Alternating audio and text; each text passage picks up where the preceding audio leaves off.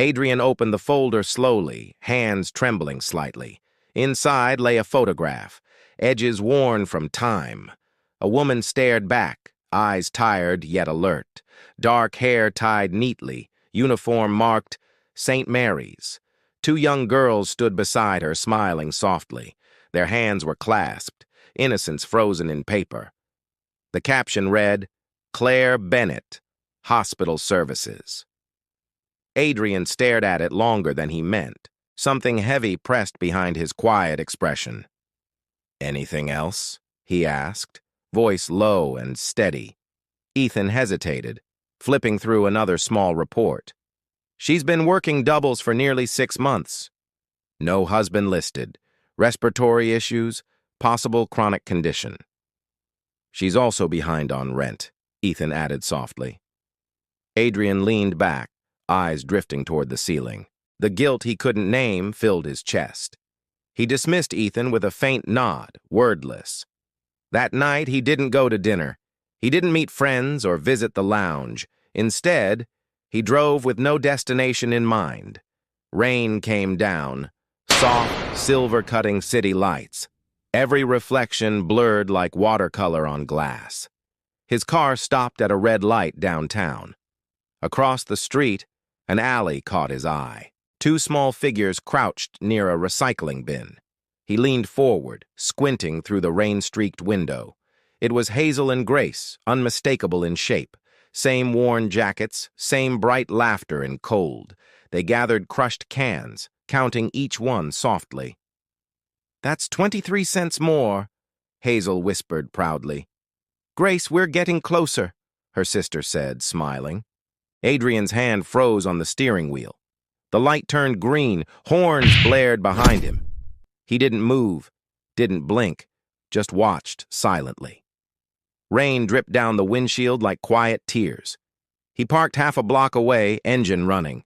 He couldn't bring himself to interrupt their moment. They weren't begging, only surviving with quiet grace. Something in him cracked open, unspoken and raw. He stayed there, a ghost behind glass, watching, a silent witness to dignity dressed as struggle. A week passed, though Adrian barely noticed time. He found himself outside their building one night. Rain tapped gently on his windshield, rhythmic and steady. The apartment complex looked tired, walls peeling with age. Flickering lights in the hallway hummed like insects. He sat in silence, engine off, eyes fixed. Through a cracked curtain, he saw Claire moving slowly. She folded uniforms, coughing hard into a tissue, then stirred a pot on the stove, weary. Hazel and Grace sat close, bent over homework. A single lamp glowed gold across their faces. The scene felt ordinary, yet impossibly sacred. He remembered his father's words from long ago. People don't ask for help unless they've broken. Adrian stared through the glass, heart heavier than before. The next morning, he called Ethan from his office. "If I wanted to help someone anonymously," he began, "how would I do it?" His tone was careful. Ethan paused, sensing something different in his voice. "That depends," he said. "How much help exactly?" "Groceries, rent, medical bills maybe," Adrian murmured quietly. "That's not your usual investment portfolio," Ethan teased lightly. "Consider it personal interest," Adrian replied, and ended call. That evening, a knock echoed in the Bennett hallway. 2 brown boxes sat outside, neatly wrapped and labeled. Inside were groceries, books, and 2 matching teddy bears. Each tag read, "From someone with kind eyes." Hazel found the note and gasped in joy. "Mom, the man from the bakery sent this." Claire froze, confusion tightening around her tired expression. "No, honey. People don't just send things free." Grace spoke softly. "What if he's just kind?" Claire sighed, both proud and suspicious at once.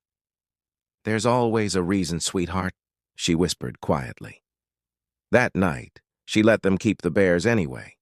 She told herself it was just for them. She didn't know a man across the river, sat staring at city lights from his penthouse. wondering if one act could mend a stranger's pain, or maybe mend something hollow inside himself instead. Days passed quietly, like pages turning themselves slowly. Claire's cough worsened, but she kept going strong. She worked double shifts pretending everything was fine. The girls learned silence, the language of survival. Bills piled up like unspoken fears in corners.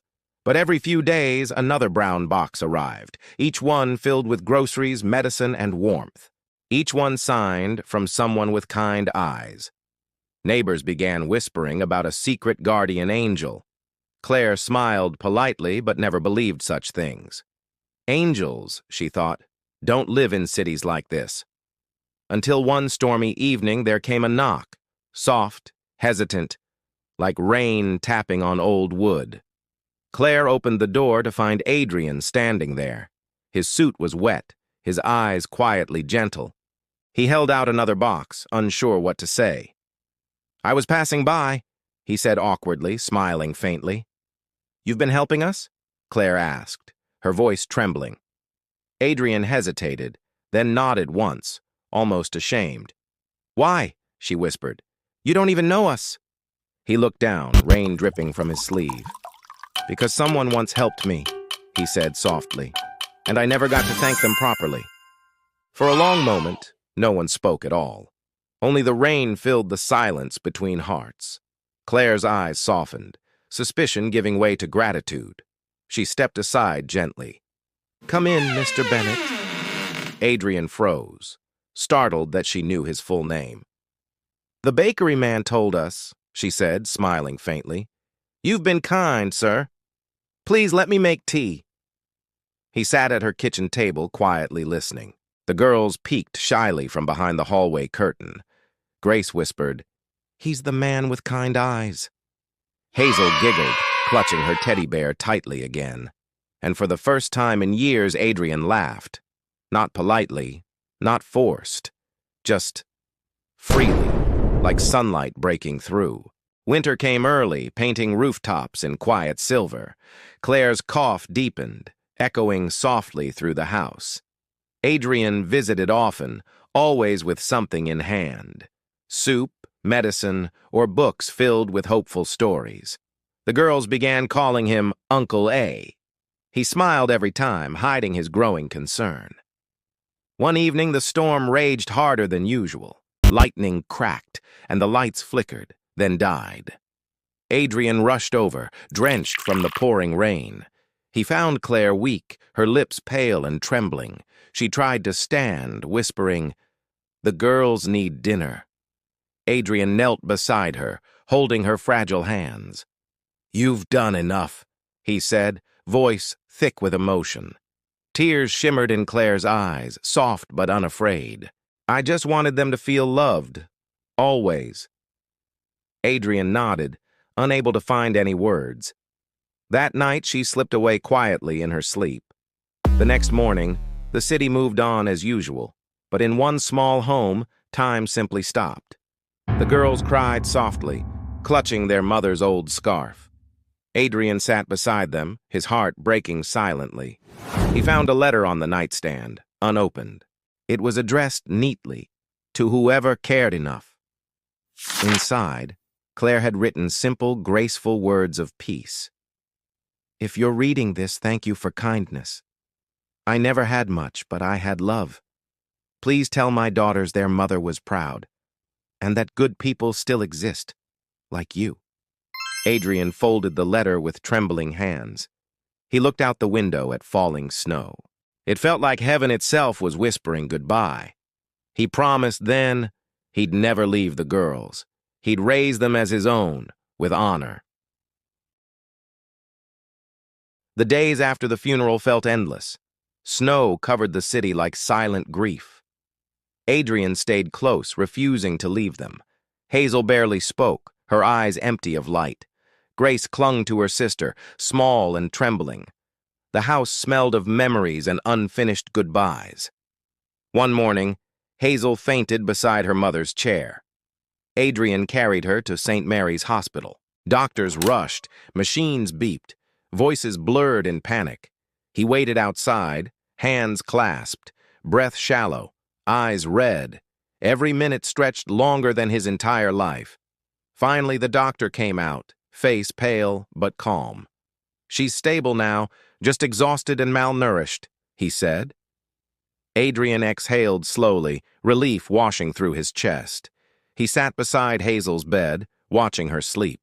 Grace leaned against him, head heavy on his arm. The room hummed with quiet machines and warmth. In that stillness, he realized something deep inside. This wasn't charity. This was family now. Not by blood, but by something even stronger. He stayed through the night reading Claire's letter again. Her words felt like light guiding through the dark. Hazel woke once, whispering, "Mom's not hurting anymore?" Adrian nodded softly, fighting tears behind his eyes. "No, sweetheart. She's resting now, watching over you." Grace stirred and mumbled, "We'll be okay, right?" Adrian looked at them both and smiled faintly. "Yes, you will. I promise on my life." Morning sunlight streamed through the hospital curtains gently. The girls slept peacefully, faces calm and innocent. Adrian looked out the window, heart steady at last. He wasn't sure where fate would lead next. But he knew this. He wouldn't walk alone again. Weeks passed, and winter slowly began to fade. The air softened, and hope returned to Portland. Adrian found a small house near the park. It wasn't grand, but it felt like home. He brought the twins there one sunny afternoon. Their laughter filled the rooms like warm light. Hazel helped him unpack books and picture frames. Grace ran to the kitchen, searching for cookies. Adrian smiled quietly, feeling peace he'd never known. The walls, once bare, now held voices and life. He bought them each new shoes and backpacks. School started soon, and they were nervous but happy. Every evening they'd gather by the fireplace together. Hazel read aloud, Grace painted with quiet joy. Adrian listened, heart steady, the world finally gentle. Sometimes he still visited Sunrise Bakery at dawn. Mr. Thompson always saved him a loaf of bread. It had become a symbol, not just a meal. One day, Grace asked, "Do you miss your past?" Adrian paused, watching the golden light through curtains. "Sometimes," he said, "but not the way I used to." She tilted her head, eyes full of curiosity. "Because now," he added, "I have something real." The twins smiled, understanding without needing more words. Outside, cherry blossoms drifted down like falling snow. Life had come full circle, soft and forgiving. The man who once lived only for success had found love not in wealth, but in kindness. And every morning before the world awoke again, Adrian Miles whispered a quiet prayer of gratitude for two little girls who taught him humanity, for a loaf of bread that changed everything, and for the miracle of second chances found late. Years later, the world moved on as always. But Adrian's small house remained filled with laughter. Hazel grew into a brilliant writer of hope. Grace became a teacher, gentle and endlessly patient. Their mother recovered, smiling brighter than spring mornings. Adrian watched them with pride and quiet love. The emptiness he once carried had disappeared completely. He still visited the bakery every Sunday morning. Mr. Thompson would greet him with knowing eyes. "Still helping people, Mr. Miles?" the baker would tease. Adrian would smile softly. "Trying my best, always." On a quiet evening, rain tapping the window, he opened his old journal filled with memories. Inside, one note rested neatly between the pages. "Kindness doesn't cost. It multiplies where it's given." He closed it, eyes glistening, heart at peace. Outside, the city lights shimmered like distant stars. He whispered, "Maybe this was the life I wanted. Not wealth, not applause, just quiet, meaningful connection." The world no longer felt cold or distant, and somewhere in Portland, kindness kept moving forward. Because one simple act, a loaf of bread, had built a bridge between strangers and souls. And sometimes, the smallest gesture changes everything forever. The story began with hunger, but ended with love. And love, as Adrian learned, is life's truest wealth. The city buzzed, but hearts moved differently now. News spread quickly of the Brooklyn courtroom miracle. Reporters chased whispers, yet couldn't capture the truth. Judge Marlowe's steps echoed, steady, yet filled with wonder. Rafael Ortiz worked quietly, rebuilding trust and life. Lily skipped near him, laughter brighter than sunlight. The daisy remained pressed, a reminder of faith. Neighbors spoke softly, sharing stories of newfound compassion. Even strangers paused, holding doors, offering gentle smiles. Mercy Health Clinic grew, hands lifting more lives. Pierce reflected silently, realizing law alone couldn't save. Small acts rippled, kindness spreading faster than headlines. Eliza often mused, "Love can rewrite even hearts." Time moved forward, yet the courtroom magic lingered. Every heart touched, new miracles live in actions. Lily grew older, her innocence shaping those around her. Raphael helped families, hands steady, heart full, patient. Judge Marlowe walked daily, each step a quiet triumph. The daisy faded, yet its lesson never disappeared. Neighbors shared meals, laughter replacing worry and silence. Mercy Health Clinic continued healing bodies and hearts. Pierce introduced mercy programs, blending law with compassion. Small children learned love before rules or expectation. Stories of kindness echoed through Brooklyn's narrow streets. Every person touched felt courage to care deeply. Eliza smiled, knowing justice sometimes lives in mercy. Time passed, but Brooklyn remembered that miraculous courtroom day.